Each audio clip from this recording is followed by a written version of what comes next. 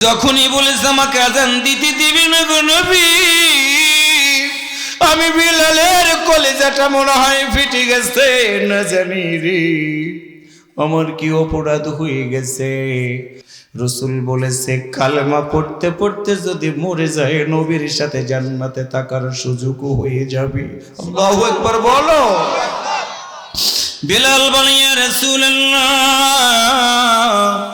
সাল্লাল্লাহু আলাইহি ওয়াসাল্লাম, হুজুর আমার মনিব আমাকে ডেকে বলল তুমি কালেমাটা ছেড়ে দিবে কিনা বলো। আমি বললাম না না না, আল্লাহ নবীর সাথে জান্নাতের ভিতরে থাকবো, কালেমা আমি ছাড়বো না ছাড়বো না। হুজুর এতটুকু বলা মাত্র মনিব আমার লোক দিয়ে দুইটা হাত বেঁধে দিল, দুইটা পা বেঁধে দিয়া গাছের সাথে আমাকে শক্ত করে রেখে দিল গো নবী। আমার গায়ে আঘাত করে গো নবী, আমার শরীরে প্রহার করে শরীরের চামড়াগুলো ফেটে ফেটে জমিনে রক্তগুলো পড়ে। আমার মুখ দিয়ে শুধু আল্লাহু আহাদ আল্লাহু আকবার আহাদ বলে হুজুর এই অপরাধ আমার মনিকে রেগে গিয়ে হুজুর কামারের কাছ থেকে লোহাগুলো পিটে পিটে কামারের কাছ থেকে সুন্দর করে জিনিসপত্র তৈরি করা হয়। ইয়া রাসূলুল্লাহ আমার দুইটা হাত বাঁধা, আমার দুইটা পা বাঁধা, আমার মুখ দিয়ে কালেমা বের হয়। আমার মনিব ডাক দিয়ে বলল বেলাল কালেমা যদি না ছাড়ো তোমার জিহ্বা কেটে দিব। হুজুর আমি শুনলাম, আমি এতটুকু আওয়াজ করে বললাম তোমরা আমার জিহ্বা কেন, কলিজাটাও যদি কেটে দাও আমি বিলাল কালেমাটা ছাড়বো না ছাড়বো না। ইয়া রাসূলুল্লাহ বলতে দেরি হলো, কামারের হাপড়ের ভিতর থেকে তারা করম যুক্ত দগদগে আগুন যুক্ত কয়লা এনে আমার মুখের ভিতরে দিয়ে দিল তারা। হুজুর আমি জীবন্ত মানুষের মুখের ভিতরে কয়লাটা দেওয়ার কারণে আমার জিহ্বাটা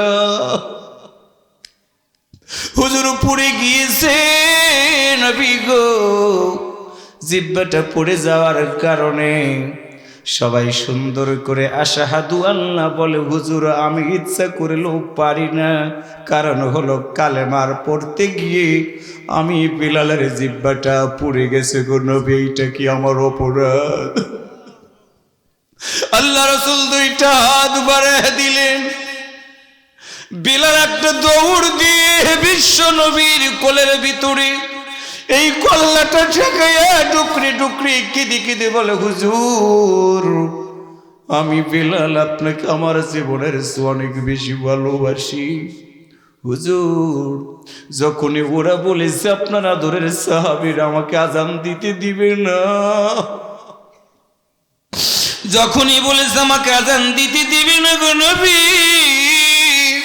আমি বিলালের কলেজাটা মনে হয় ফেটে গেছে। না জানি রে আমার কি অপরাধ হয়ে গেছে। আল্লাহর নবীর সাহাবীরা আমাকে আজান দিতে নিষেধ করলো। হুজুর আপনি বলেন এইখানে আমার কি অপরাধ?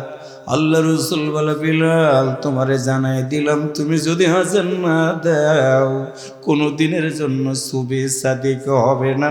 জিবরাইল আমিন এসে আমারে বলে গেছে তুমি চিন্তা করো না, তুমি আজান দিয়ে দাও। আল্লাহর বান্দারা হযরত বেলাল আজান দিয়ে দিল, সুবে সাদিক হয়ে গেল।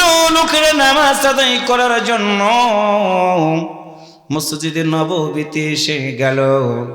বিলালের সাথে অন্য কোনো দুশমনী ছিল না, একটাই দুশমনী ছিল, ইন্নাল্লাযীনা ক্বালু রাব্বুনাল্লাহ, নিশ্চয় যারা বলে তাদের রব হলো আল্লাহ। এবার আমার সামনে যারা বসে আছে নামাজ করে বলুন তো আমাদেরও একমাত্র রব কে? আল্লাহ। আরেকটু জোরে বলেন কে? আল্লাহ বলেন সুম্মাস্তাকামু, শুধু এই কথা বলে না তার প্রতি অটল থাকে, ধীর থাকে। আল্লাহ বলেন তাতানাজ্জালু আলাইহিমুল মালায়েকা, আমি আল্লাহ তাদের উপরে নাজিল করব বহু ফেরেশতা। তারা এসে কি বলবে? আল্লাহ তাখাফু, তোমাদের কোনো ভয় নাই, ওয়ালা তাহজানু, চিন্তার কোনো কারণ নেই। ও আবশিরু, এবং সুসংবাদ গ্রহণ করো বিল জান্নাত, ওই জান্নাতের আল্লাতি কুনতুম তুআদুন, যেই জান্নাতের ওয়াদা আমার আল্লাহ তাআলা দিয়েছেন। আল্লাহর বান্দা হৃদয় থেকে আলোচনা শুনাই দিয়ে গেলাম। জন্মগ্রহণ করেছে 100%, একদিন মরে যাব। মরে যাওয়ার পরে আল্লাহর জান্নাতে যদি যেতে চাই, শেষবারের মতো 2 হাত উত্তোলন করে বলুন তো, যতদিন বাঁচব আমরা ইবাদত করব কার?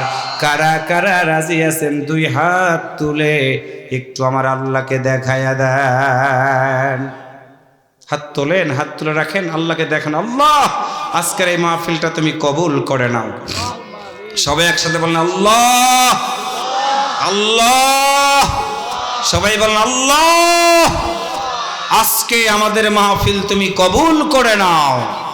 সবাই বলেন আমিন, আরো জোরে বলেন আমিন। এই জন্য আমি আপনাদের সামনে সূরা আল ইমরানের 51 নম্বর একটা আয়াত থেকে তাফসিরি শোনালাম। ইন্নাল্লাহা রাব্বি ওয়া রাব্বুকুম ফা'বুদুহু হাযা সিরাতুম মুস্তাকিম। যতদিন